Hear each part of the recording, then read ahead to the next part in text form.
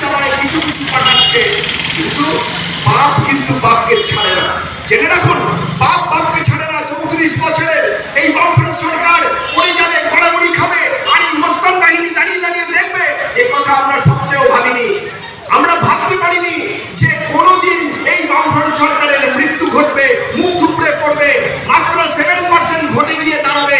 এটা কিন্তু পাপের ফল। আজকে তারাও চিৎকার করছে, আজকে তারাও চিৎকার করছে।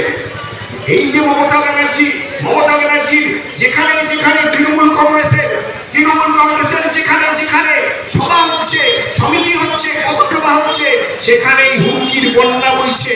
গালাগালি, নোংরা ভাষার ব্যবহার মাত্রা ছাড়িয়ে যাচ্ছে। কেন? দুরকম কাজ আছে।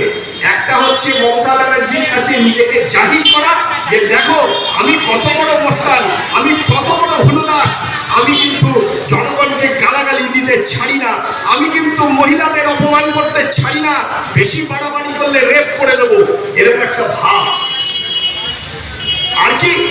আর হচ্ছে মমতা ব্যানার্জির বুট বুকে থাকা। বুট বুকে আছি আমি মস্তানি করে, এলাকায় ছাপ্পা ভোট করে, আমি রিগিং করে এইখানটা দখল করে রেখেছি। এখানে